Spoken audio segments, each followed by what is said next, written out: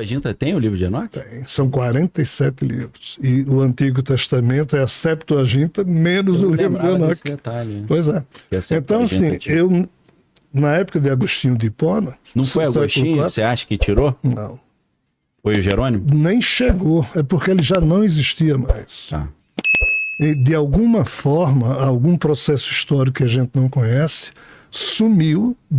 A Septuaginta foi produzida no século II a.C. 70 sábios. 70 sábios judeus da língua grega transformaram para a língua grega e adaptaram. Então, assim, sumiu o livro de Enoque. O livro de Enoque, em 1776... Mas você acha que sumiu porque alguém sumiu com ele, né? Queimaram de propósito. Assim... Ou foi a Alexandria que queimou tudo? A biblioteca de Alexandria. Aí entram diversos problemas que pode ter sido um caso trivial, tipo Alexandria. Um acidente ou algo proposital? Ninguém hoje sabe. Entendi. O que se sabe é que sumiu. Enoque ficou sendo falado, mas ninguém encontrava mais livros de Enoque. E a coisa é tão violenta que só em 1776, um explorador escocês chamado James Bruce, na Etiópia, encontrou restos de um livro de Enoque. Em 1846, o professor Sokolov, na Biblioteca de Belgrado, encontrou restos de outro livro de Enoque. Hoje nós temos 2 livros de Enoque, o livro de Enoque e o livro dos Segredos de Enoque, que são exatamente fragmentos, que são esses 2 aqui. Mas eu, na época de Agostinho de Hipona, eu não sei se Agostinho tinha como ter acesso aos livros ou só as notícias lendárias. Entendi. Por isso eu não penso que tenha sido necessariamente ele que... E se ele tivesse olhado a Septuaginta, por exemplo, e falou, ó, tira esse. Será que não pode ter sido? Porque estava na Septuaginta, segundo essa Pode, sim, né? Pode. Mas assim, nós não temos... Sim. É opinião. É, lógico. Opinião. É difícil saber bater o martelo, né? Apenas assim, espiritualmente, agora eu vou para a fofoca espiritual. Sim.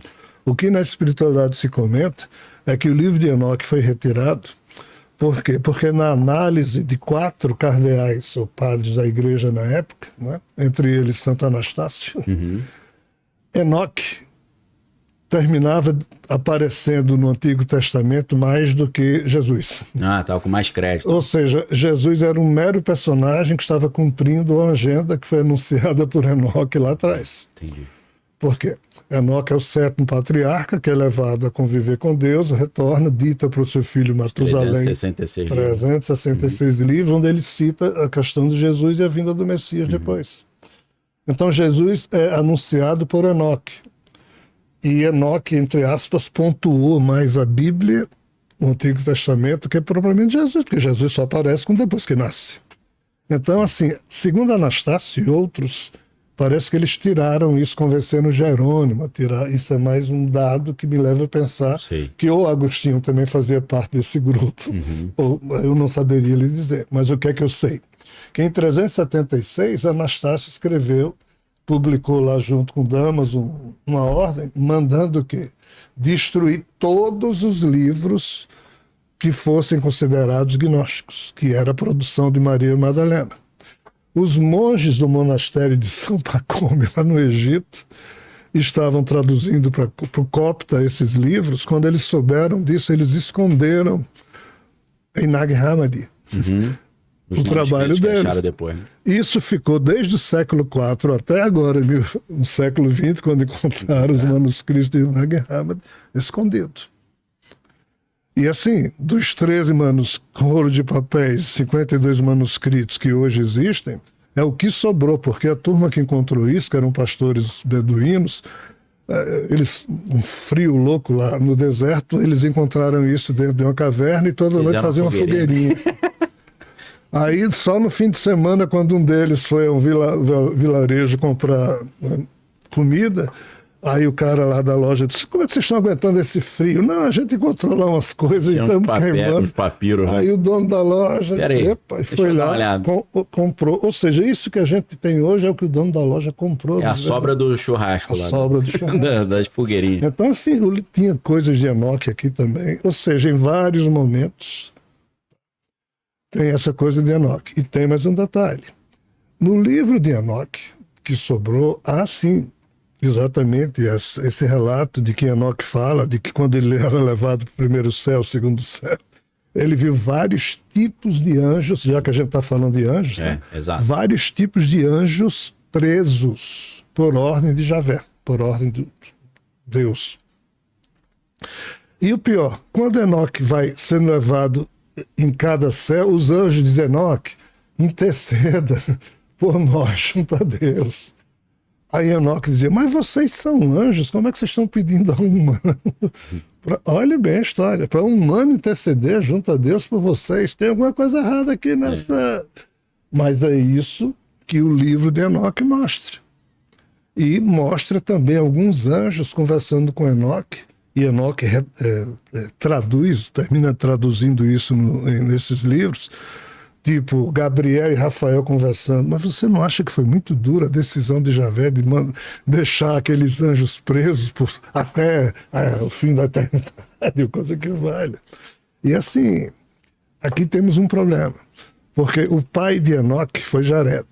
E a Bíblia diz que na época de Jared os anjos desceram à terra e habitaram com as mulheres da terra, que bate com a questão de Enlil ficar pé da vida com os Anunnakis que desobedecem. Né? E quem é Enlil? Aí, se a gente pegar a tradução da Bíblia em inglês, logo no Gênesis, lá no início, houve um tempo em que os Nephilim estavam na Terra. Eu estou indo para aquilo que você falou. A palavra hebraica é Nephilim mesmo. Mas quando você traduz isso para a língua portuguesa, como é que fica? Os gigantes. Houve um tempo em que existiam gigantes na Terra, aí ou seja, descaracteriza a questão extraterrestre. Né? Sim.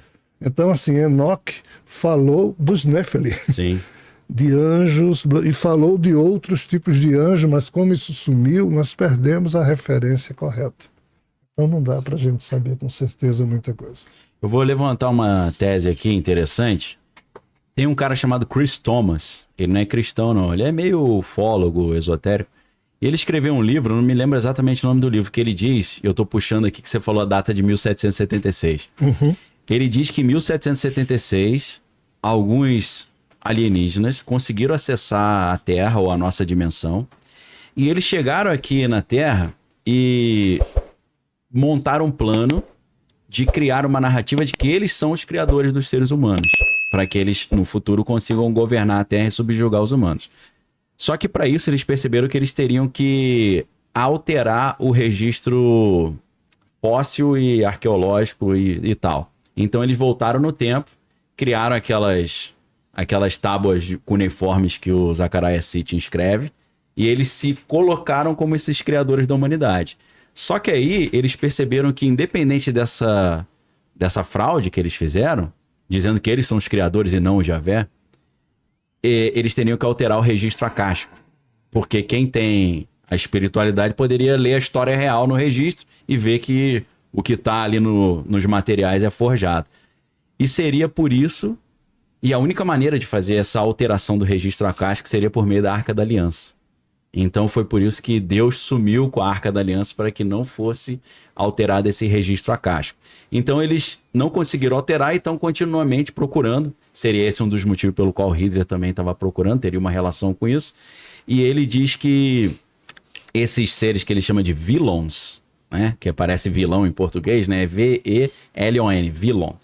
Eles se aliançaram com famílias humanas para que elas criassem essa história, essa narrativa de que esses seres são os criadores, para que no Apocalipse, no final dos tempos, eles aparecessem dizendo: não foi Yahvé que criou, fomos nós, vocês devem obediência a nós, porque vocês eram macacos e a gente adaptou vocês para fazerem serviço aí, principalmente procurando ouro para nós, né? Então vem aquela teoria meio Illuminati de que tem seres humanos muito poderosos com dinheiro infinito. Tem a ver com o problema dos 3 corpos, Vilela, lembra? Que os alienígenas estão chegando para dominar a Terra, escolheram uma elite e falaram: vocês têm dinheiro e tudo à vontade, prepara a humanidade para quando eu chegar eles me aceitarem como os salvadores, né? Então eu achei uma teoria louca, só que é uma teoria interessante que mostra um pouco mostra a realidade do registro acástico, que eu acho interessante, e mostra que muita coisa do mundo espiritual é, na verdade, uma fraude, né? Por isso que vem as fofocas espirituais, né? E essa ideia de não ter certeza. Então, esses alienígenas estariam se preparando. Aí Eu não sei exatamente se o comandante Astar entra nessa categoria, mas entra aquela ideia que eles estão esperando o momento certo para chegar na Terra, fazer a Terra evoluir para uma nova fase evolutiva na Era de Aquários ou na Era de Horus, segundo Crowley. Mas, na verdade, isso é uma... Eles estão se passando como Enlil, como esse criador, aí mistura com os Anunnaki, mistura com os Nephilim, e é um pouco a tese do filme Prometeu, lá da série do Ridley Scott, né? Os engenheiros lá. Os engenheiros que criaram os seres humanos, né? Mas depois arrebenta com os seres humanos também. Então, existe uma tese de que eles estão chegando e vão se passar pelos criadores para tentar dominar a Terra. Que saiu, não sei se você chegou a ver, tem uma trilogia de livros chamado Problema dos Três Corpos, né?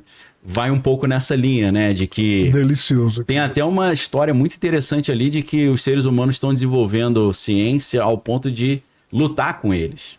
E aí... porque eles demoram 400 anos para chegar aqui. Eles falam assim, a gente está avançado tecnologicamente, mas em 400 anos, vendo quanto o ser humano está exponencialmente avançando, quando a gente chegar aqui, eles vão ter uma tecnologia superior à nossa. Então eles arranjam um jeito de estacionar a nossa ciência para não evoluir. Matando ou embaralhando as pesquisas científicas, né? Elas não... Melando as pesquisas. Elas não Essa é a principal tese dos Três Corpos, né, da série. Formidável. Não é interessante isso? Eu escuto essa história, eu sinto que tem algo real além nisso. de interessante, bate terrivelmente com as entrelinhas dos fatos que nós humanos deveríamos conhecer. Isso aqui é assustador. Sim. Mas não tem outro lado, só antes dele completar, dos vigilantes, que era o contrário, eram esses anjos que trouxeram o conhecimento e deram para os seres humanos? Mas cada um, sabe? É a história dos Anunnaki, né, Felipe? É diferente disso, na verdade. O Samyaza. É o Samyaza que ele estava falando. Eles distribuíram esse conhecimento com o ser humano e na teoria dos Três Corpos é o contrário, eles querem impedir. Eles estão claramente jogando contra a humanidade, né? Não a favor, né? É uma interpretação diferente do Prometeu, por exemplo. Não, eu quero ajudar a humanidade. Ali eles não estão ajudando, eles querem acabar. A mitologia tem isso, né? De alguém roubando dos deuses, usurpando e jogando para os humanos. Isso, e sendo punido por isso. E isso causa um mal para os seres humanos também, né? Como a caixa de Pandora e tal. Mas assim, nós humanos somos produto de histórias mal contadas. Eu acho que é aí que entra a pergunta do programa, que é os alienígenas são anjos ou demônios. Eu acho que, traduzindo, seria: os alienígenas querem o nosso melhor interesse ou são egoístas e querem o interesse deles? Eu acho que tem facções diferentes, né? Com interesses diferentes. Eu, sinceramente, eu não confio nem na minha sombra. Eu sou dessa opinião também. Eu não confio nesse pessoal, não. Depois que eu estudei, entre aspas, o que eu pude estudar, e já tomei os meus sustos, Jesus, o vivo, ou seja, o ressuscitado, o ressurreto, conversando com Judas Dídimo Tomé, que muito provavelmente era um dos seus irmãos, ele diz, tem aí na Terra a maioria não está nem aí, mas tem uns que sempre que nascem vão atrás da verdade. E de tanto buscar a verdade, estes um dia vão encontrar. Mas quando encontrar a verdade, vão ficar estupefatos. Depois vão se equilibrar e depois vão reinar sobre o processo. Entendi. O engraçado é que Jesus não disse que quando a gente descobrir a verdade, a gente vai sair dando pulos de alegria. A gente entraria em pânico no primeiro momento. É por isso que ele fala: quer vir após mim, negue-se a si mesmo e tome a sua própria cruz, né? Que seja. Vai ficar ruim para todo mundo. Então, assim, por quê? Por você descobrir que a história de que no princípio a gente acha que só tinha maravilha e nós humanos estragamos tudo... é que talvez nesse princípio não haja coisa tão maravilhosa assim, se nós deixarmos Deus, o incognoscível, fora dessa história, e imaginarmos a Terra, que é o que as teorias mais avançadas dos cientistas de vanguarda dizem, esse universo é uma realidade simulada. Simulada por quê? Por um computador, um supercomputador, que é isso, para não dizer que é um super Deus. Chamar de computador. Eu creio nisso coisa que cria realidade. É como se fosse o Tron. Não sei se você já viu esse filme, Tron. Já. Que eles entram dentro porque homem, o Jeff Bridges, cria um mundo formidável. E ele mergulha para dentro desse mundo. E ele tem um filho também, né? Tem um que é melhor, que é o 13º andar, já viu? Tem esse também, que é legal. Tem o Tron antigo, mas tem um mais recente também. E esse mais recente é interessante porque o Jeff Bridges, que é o programador, ele cria o mundo e ele mergulha para dentro desse mundo e some.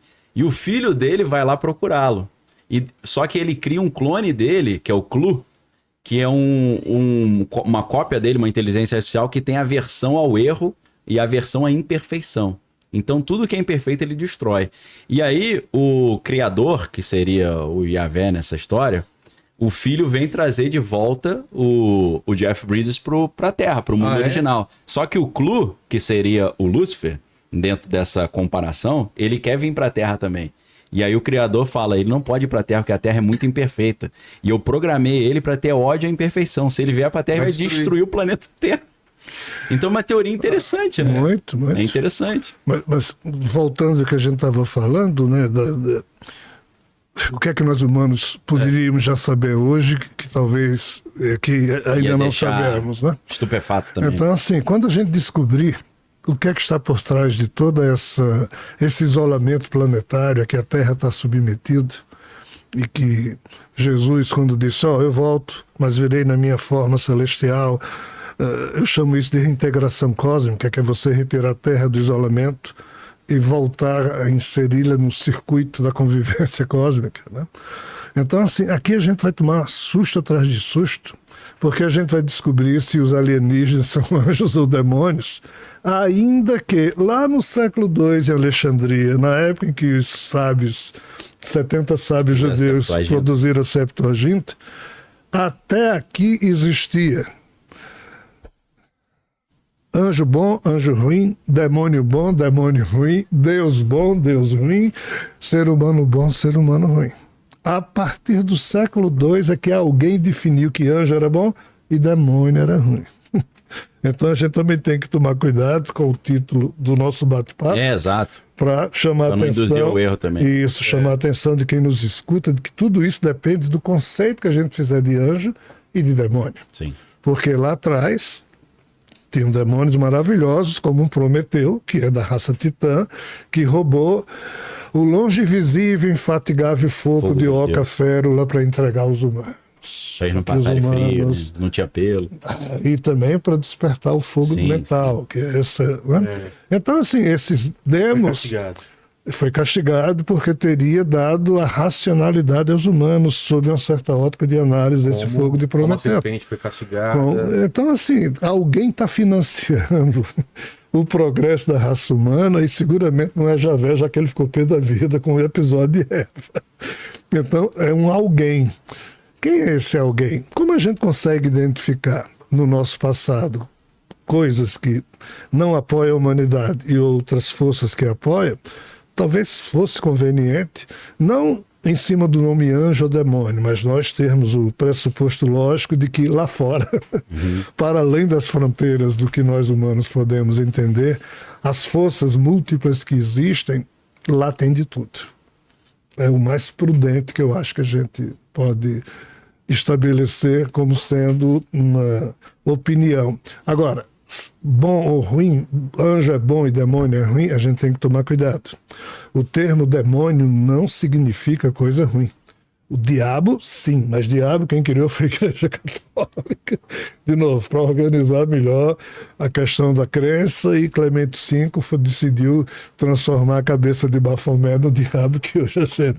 para ferrar os templários. No Antigo Testamento, quando fala em hebraico Has-Satan, o adversário, não é o equivalente do diabo?